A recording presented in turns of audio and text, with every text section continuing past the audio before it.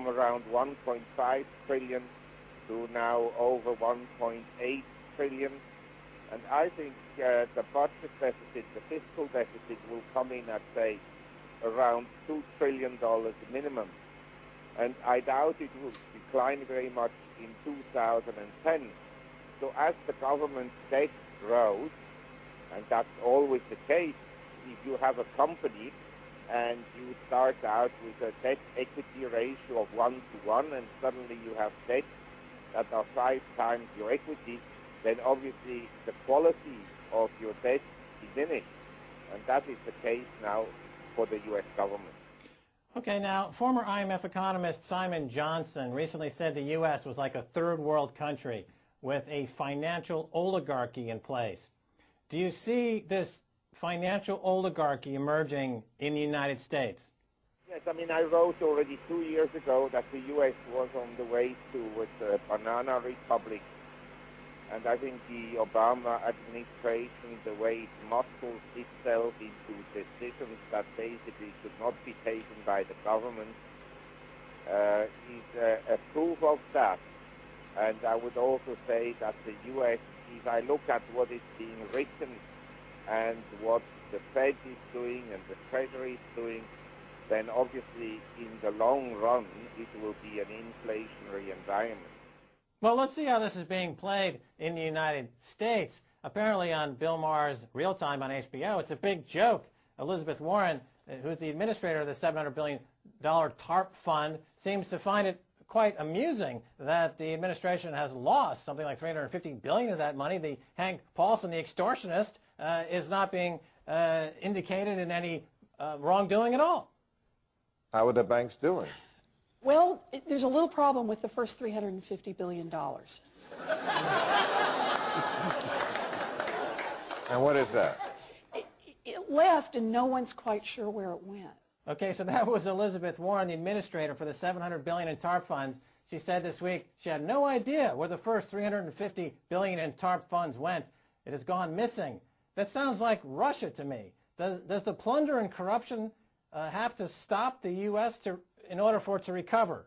Well, I think the problem is that you have very little transparency, and that creates, of course, a very volatile market.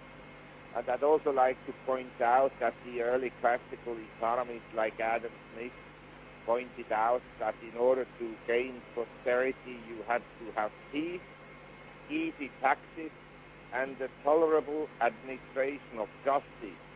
And I'm sorry to say that the U.S. doesn't have either one, and so the regime in the U.S., the government, is intent on basically bankrupting the country.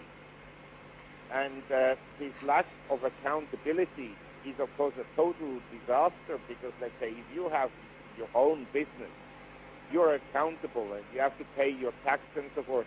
But the government doesn't seem to be accountable. Okay, let's talk about the U.S. dollar for a second. Professor Nouriel Roubini this week said the Chinese yuan could replace the U.S. dollar as reserve currency. Do you see this happening? I don't think that the U.S. dollar will be replaced right away as a reserve currency or as the world's most important currency. But I think the importance of the U.S. dollar will diminish, and that over time the U.S. dollar will become worthless. That is a fairly high confidence prediction I have.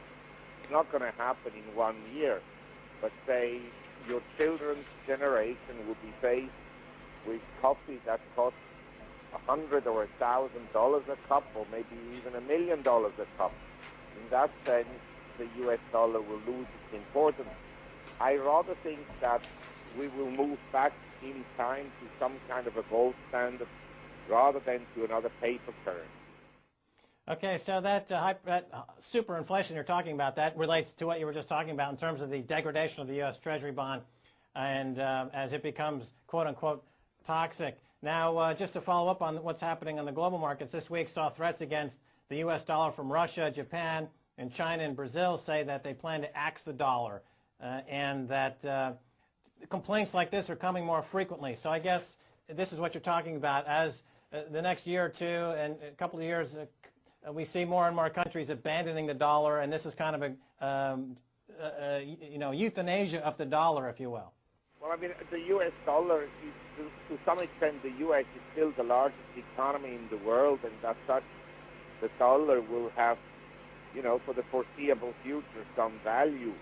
But obviously, some countries will start to trade directly with each other, as they've done in the past, and rather than to settle in U.S. dollars, they'll settle in local currency. Okay, now moving on to U.S. credit ratings. There's been some interesting developments there. Moody's has downgraded Japan's foreign currency bond rating this week. Credit Suisse suggests this opens the way for speculation about whether Moody's will take a similar action on other AAA rating sovereign debt. Obviously, the question is the U.S. sovereign debt. Do you see its AAA rating possibly being downgraded at some point? Well, I think the marketplace has already downgraded U.S. debt, and by the way, other countries' debt, because if you look at the credit default swap rate, they've all gone up, and actually the credit market prices U.S. debt at the lower rating in terms of credit default swap rate than McDonald's. So in other words, McDonald's has a better credit rating than the U.S. government, which I think is deserved, because McDonald's is still an ongoing business that generates a cash flow, whereas the U.S. government is essentially cash flow negative. Okay, now finally, let's talk about something you mentioned a little earlier and explore that a little bit, which is you mentioned that you see a possibility of a return to some degree of a gold-backed currency, and so I'm curious, what countries, China, I believe, just increased their gold reserves by several hundred tons, so they're obviously been buying gold reserves, gold bullion reserves. How do you see that developing in the next couple of years? Which countries are more aggressive in buying gold? And well, I think don't overestimate the intelligence of central bankers. They will buy gold when it is above $3,000. My only concern is that they will then maybe expropriate gold and take it away from prudent investors that accumulated some physical gold in the course of their life. That is a concern I have, because it's dangerous to be right when governments are wrong. Right. So we've seen that in the past. Governments have, in fact, taken gold back from the citizens. We've seen that in the U.S. for sure. So this is a risk going forward. So is there, this is, of course, people have to, I guess, diversify. If they're looking for gold, they need to kind of diversify into maybe two or three ways to own gold as a way to protect themselves against that, or is there any protection against government seizure of gold bullion?